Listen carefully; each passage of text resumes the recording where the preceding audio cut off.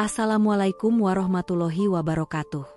Sebelum kisah ini dimulai, saya mohon keikhlasan teman-teman untuk subscribe dan like. Saya doakan Anda semua sehat, panjang umur, dan dilancarkan rezekinya. Amin. Mari kita mulai ceritanya. Namaku Siska, wanita asal Malang, Jawa Timur. 2 tahun lalu, aku memberanikan diri merantau ke Jakarta, berharap bisa membantu orang tuaku di kampung yang hidup pas-pasan. Lulusan SMA membuat pilihanku terbatas, hingga akhirnya aku diterima bekerja di sebuah perusahaan ekspor-impor sebagai asisten pribadi Pak Abayomi, bos besar asal Afrika yang sudah menetap di Indonesia sejak belasan tahun lalu. Pak Abayomi adalah pria tinggi besar, berkulit hitam legam, selalu wangi, dan berusia 46 tahun. Ia duda tanpa anak. Meski penampilannya terkesan garang, sebenarnya beliau ramah, sopan, dan penuh perhatian. Tak jarang beliau membelikanku makan siang, bahkan kadang memberi uang tambahan tanpa alasan. Selama setahun bekerja, tak pernah terlintas di pikiranku bahwa ia menyimpan rasa padaku. Hingga suatu sore di kantor, saat semua pegawai sudah pulang, beliau memanggilku ke ruangannya. "Siska, duduklah. Aku ingin bicara serius." Dengan jantung berdebar, aku duduk. Wajahnya terlihat gugup, tak seperti biasanya. "Aku tidak pandai berkata-kata, tapi sejak kau bekerja di sini, hidupku terasa lebih tenang. Aku suka senyummu, cara kerjamu, bahkan tawa kecilmu. Siska, maukah kau menikah denganku?" Aku terkejut. Kata-katanya terasa terlalu tiba-tiba. Dalam pikiranku, muncul bayangan rumah reot di kampung, adik yang belum bisa membayar sekolah, dan ibu yang mulai sakit-sakitan. "Aku tahu ini mendadak," lanjutnya, "tapi aku serius. Kalau kau setuju, aku akan memberimu gaji bulanan 100 juta, rumah sendiri, dan kebebasan untuk tetap bekerja atau berhenti." Malam itu aku tak bisa tidur. Hatiku gamang, aku tak mencintainya, dan kami begitu berbeda. Namun di sisi lain, aku tahu tawaran seperti ini jarang datang. Banyak wanita di luar sana bermimpi hidup mapan, sementara aku justru ditawari langsung oleh bosku sendiri. 2 hari kemudian, aku memberi jawabanku. Aku bersedia. Keputusan itu mengubah segalanya. Mungkin terdengar gila, tapi terkadang hidup memaksa kita memilih jalan yang tak pernah kita bayangkan. Pak Abayomi berbeda dari pria-pria yang pernah kutemui, ada wibawa dan ketulusan dalam tatapannya.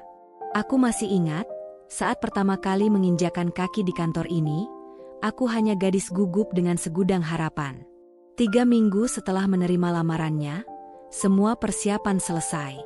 Pernikahan sederhana digelar, hanya dihadiri rekan kerja dan teman dekat. Aku mengenakan kebaya putih sederhana, sementara Pak Abayomi tampil gagah dengan jas hitam elegan. Tangannya yang besar menggenggam tanganku saat ijab kabul dibacakan. Hatiku bergetar, aku setuju menikah, tapi tak bisa membohongi diri bahwa aku belum mencintainya. Namun saat melihat tatapan matanya yang lembut dan penuh harap, aku mencoba meyakinkan diri bahwa ini adalah awal kehidupan baru. Usai akad, kami pulang ke rumah barunya, sebuah rumah besar 2 lantai di pinggiran Jakarta, lengkap dengan taman dan kolam kecil. Aku diberi kamar pribadi. "Malam ini kamu tidak perlu takut. Aku tahu ini bukan pernikahan karena cinta, tapi aku tidak akan menyentuhmu sebelum kamu siap," ucapnya lembut. Aku hanya mengangguk. Malam itu, aku duduk di balkon kamar, memandangi langit Jakarta yang kelabu. Hatiku sesak. Semuanya terasa terlalu cepat. Aku rindu rumah, rindu ibuku, tapi sadar bahwa inilah jalan yang kupilih. Hari-hari berikutnya, Pak Abayomi tetap memperlakukanku dengan baik. Tak sekalipun ia memaksaku. Ia hanya mengajakku makan, bercerita, dan mendengar semua keluh kesahku. Justru rasa bersalah mulai muncul. Ia begitu tulus, sementara aku masih dingin. Hingga malam itu tiba. Ia berdiri di depan pintu kamarku, membawa 2 gelas teh jahe. "Boleh aku duduk di sini bersamamu sebentar saja?" tanyanya. Aku mengizinkan. Kami duduk di sofa kecil dekat jendela. Hanya suara hujan dan detak jantungku yang terdengar. Aku tidak akan menyentuhmu kalau kamu tidak mengizinkan, katanya pelan, menatapku dalam. Aku tak menjawab, hanya menunduk. Namun entah mengapa, tanganku bergerak sendiri, menggenggam tangannya. Hangat, menenangkan. Dan di balik semua ketakutan itu, ada secercah harapan yang perlahan tumbuh. Malam itu, untuk pertama kalinya, aku membiarkan ia duduk lebih dekat. Ia tak banyak berbicara, hanya menatapku seolah mencoba memahami isi hatiku. Aku tahu kamu masih bingung, ucapnya pelan, tapi kamu tidak sendiri. Aku akan sabar menunggumu. Tanpa sadar, air mataku menetes. Entah karena lega atau karena perasaan yang selama ini kupendam terlalu lama. Dalam pelukannya, aku merasa seperti gadis kecil yang akhirnya bisa bernapas bebas. Mungkin karena selama ini aku terlalu kuat, memikul beban yang tak bisa kubagi kepada siapapun. Pak Abayomi mengusap air mataku. Tangannya kasar, namun sentuhannya lembut. Siska, katanya, aku tidak akan meminta apapun malam ini. Tapi aku ingin kamu tahu, kamu tidak harus berpura-pura kuat di hadapanku. Malam itu, aku bersandar di dadanya, bukan karena kewajiban, tapi karena aku mulai percaya. Di antara pilihan hidup yang tak sempurna, aku memilih bertahan di sisinya. Perlahan, aku belajar menerima takdir ini. Bukan karena uang atau status, melainkan karena ia membuatku merasa aman. Kami duduk bersama hingga larut. Dalam keheningan itu, aku menyadari, aku tak lagi sanggup menahan semua yang selama ini kubendung. Mungkin malam itu adalah awal dari cinta yang sebenarnya. Sejak saat itu, hubungan kami berubah. Tak lagi sekadar status suami istri di atas kertas, tapi ada sesuatu yang tumbuh perlahan di hatiku. Perasaan yang dulunya asing kini mulai terasa hangat. Saat ia tersenyum, aku ikut tersenyum. Saat ia pulang kerja dan memanggil namaku, jantungku berdegup tanpa alasan. Pak Abayomi tak pernah terburu-buru. Ia memperlakukanku seperti wanita yang ia hormati. Ia tahu batasan, tahu kapan harus diam, kapan harus berbicara. Anehnya, justru sikap itulah yang membuatku mulai jatuh hati. Setiap pagi, ia menyiapkan sarapan di meja makan. Selalu tersenyum sambil bertanya, "Tidurmu nyenyak?" Lalu kami duduk bersama di taman belakang rumah, berbicara hal-hal ringan. Tentang masa kecilnya di Afrika, atau tentang impianku membuka toko kecil untuk ibuku di kampung. "Aku akan bantu kamu wujudkan itu," katanya suatu pagi. "Asal kamu juga jujur tentang perasaanmu. Jangan pura-pura kuat terus, Siska." Perkataannya membuatku terdiam. Ia tahu aku masih menyembunyikan banyak hal. Aku takut terlihat lemah jika terlalu jujur.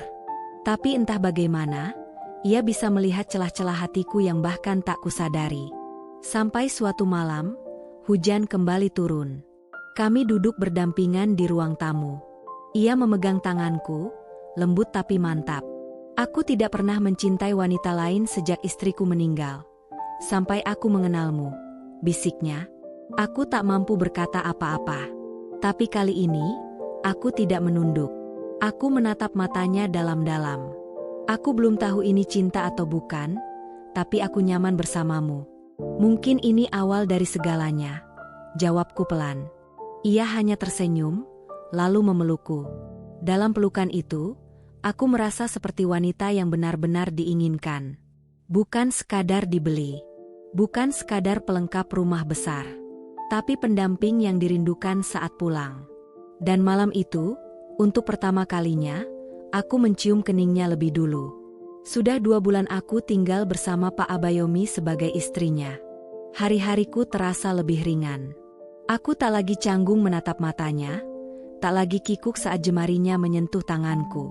Kadang kami tertawa bersama, kadang hanya duduk diam menatap jendela, dan itu pun terasa cukup. Namun hidup tak pernah benar-benar tenang. Masa lalu bisa muncul kapan saja. Hari itu, seseorang mengetuk pintu rumah kami. Di depan pagar berdiri seorang wanita tinggi, berkulit coklat terang. Pakaiannya mewah, rambutnya dikepang rapi. Ia memperkenalkan diri sebagai Nadine, mantan kekasih Pak Abayomi saat masih tinggal di Afrika. Aku berdiri di balik jendela, mengamati mereka berbicara. Wajah Pak Abayomi tegang, tak seperti biasanya. Mereka bercakap dalam bahasa asing yang tak ku mengerti. Tapi ekspresi wajahnya cukup membuat hatiku gelisah. Malamnya, ia duduk di sebelahku di ranjang. Aku harus jujur, katanya. Nadine dulu wanita yang sangat dekat denganku. Kami hampir menikah, tapi keadaan memisahkan. Sekarang dia datang lagi, katanya ingin bicara, katanya belum bisa melupakan semuanya. Aku terdiam. Perasaan yang dulu kukubur kembali muncul. Takut, cemburu, dan rasa tak aman. Aku tahu pernikahan kami dimulai tanpa cinta, tapi sekarang aku benar-benar takut kehilangannya. Dan kamu? Tanyaku pelan. Apakah kamu masih punya perasaan padanya? Ia menatapku lama. Aku tidak tahu. Tapi sejak menikah denganmu, hatiku berubah. Aku merasa damai bersamamu, Siska. Kamu berbeda. Namun malam itu, aku tetap gelisah. Aku tahu cinta bisa tumbuh, tapi juga bisa pergi tanpa permisi. Aku sadar masa lalu seseorang tak bisa dihapus begitu saja. Apalagi jika yang datang adalah wanita yang pernah hampir menjadi istrinya. Dalam diam, aku hanya bisa berdoa. Jika perasaannya untukku tulus, aku akan bertahan. Tapi jika tidak, aku harus siap kehilangan segalanya. Beberapa hari setelah Nadine datang, suasana rumah berubah. Aku berusaha tetap tenang, tetap melayani Pak Abayomi seperti biasa. Namun jauh di dalam hati, ada ketakutan besar. Apakah aku hanya pelarian? Apakah ia akan kembali pada cinta lamanya? Semua keraguan itu runtuh pada suatu pagi. Aku baru selesai menyiapkan sarapan ketika Pak Abayomi menarik kursi, duduk, lalu menggenggam tanganku erat. Aku sudah bicara dengan Nadine semalam. Katanya, jantungku berdebar. Aku tak sanggup menjawab, hanya menatapnya dengan cemas. Aku minta maaf karena membuatmu gelisah. Tapi aku ingin kau tahu satu hal penting. Aku sudah menutup masa laluku. Nadine adalah bagian dari perjalanan hidupku. Tapi kamu adalah tujuanku sekarang.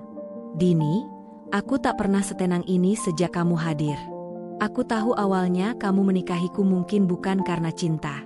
Tapi aku yakin apa yang kita miliki sekarang adalah nyata. Air mataku tak terbendung. Selama ini, aku mengira harus bersaing dengan bayangan masa lalunya. Tapi ternyata, hatinya sudah memilih. Dan itu cukup membuatku merasa sebagai wanita paling beruntung di dunia. Beberapa minggu kemudian, Pak Abayomi mengajakku liburan ke kampung halamanku di Malang. Ia ingin bertemu orang tuaku, ingin melihat tempat aku tumbuh, ingin mengenal siapa aku sebenarnya.